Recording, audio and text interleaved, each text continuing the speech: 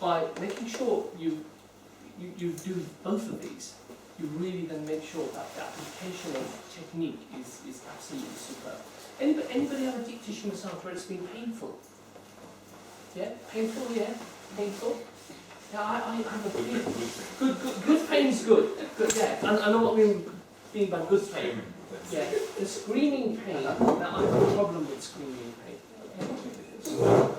Well, it could be a different sort of massage, that one.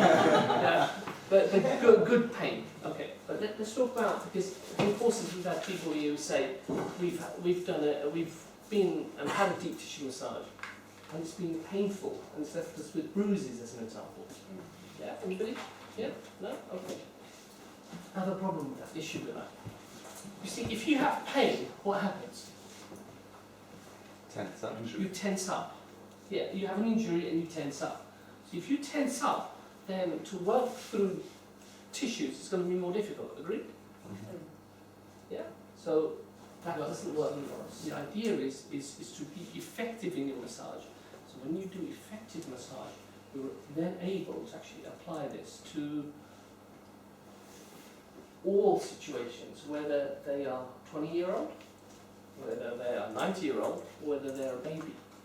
You then become, you do a massage which is effective in this application. By the end of this course then, what I want you to do is really appreciate what deep tissue massage means. Yeah, because there's a lot of definitions which are floating around, and I don't think that they're correct. A lot of application of technique is there, and I think it's incorrect. Okay?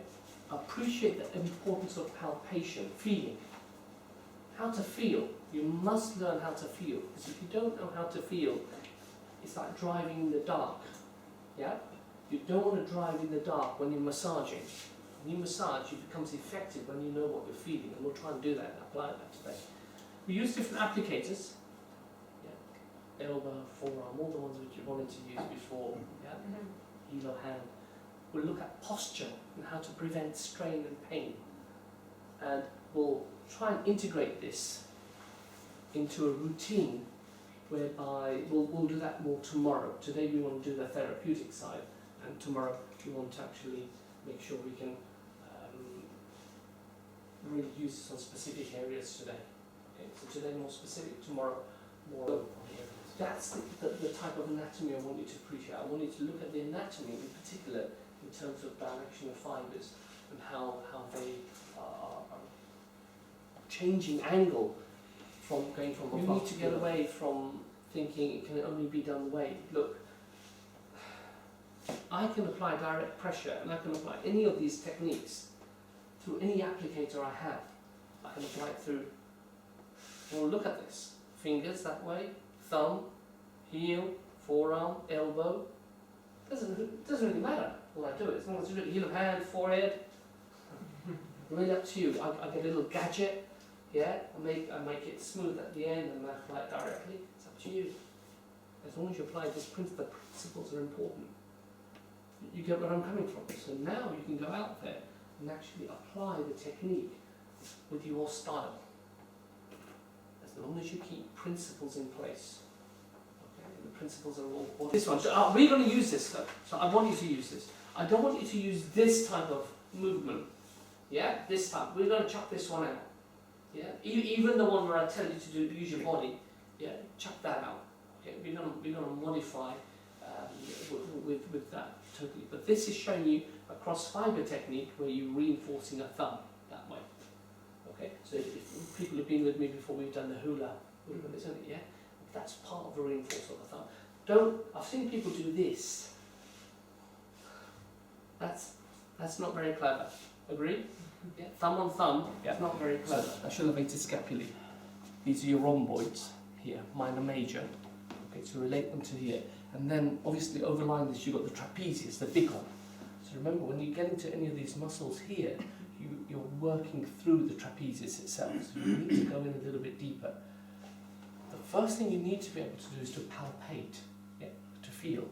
Because if you haven't got palpation under your belt, then it's really like driving in the dark.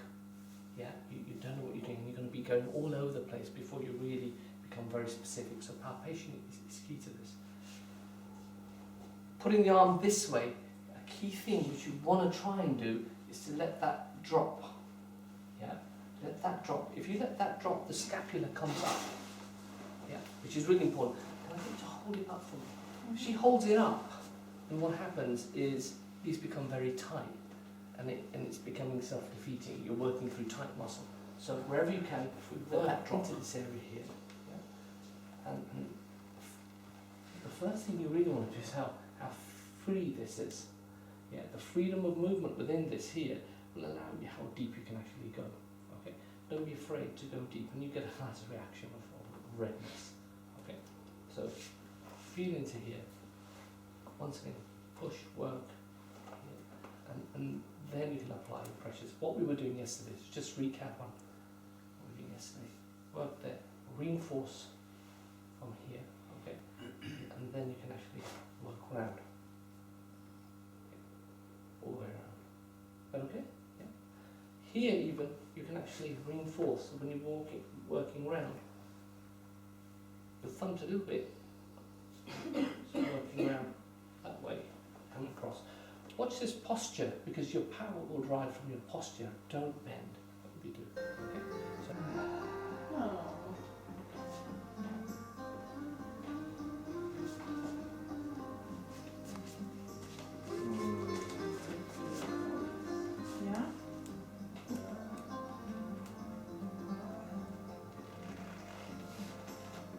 I'm going over it. Just that everyone's different again, aren't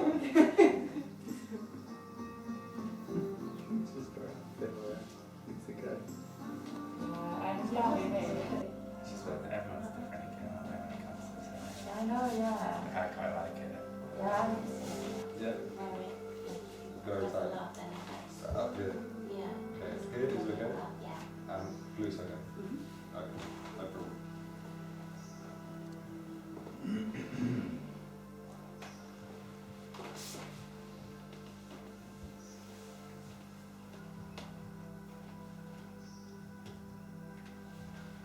That's it?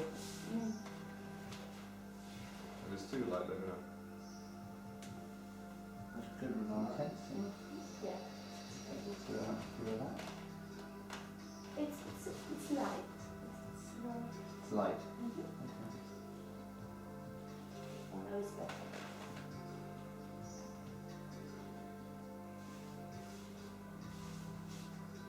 Is that too much? No, no.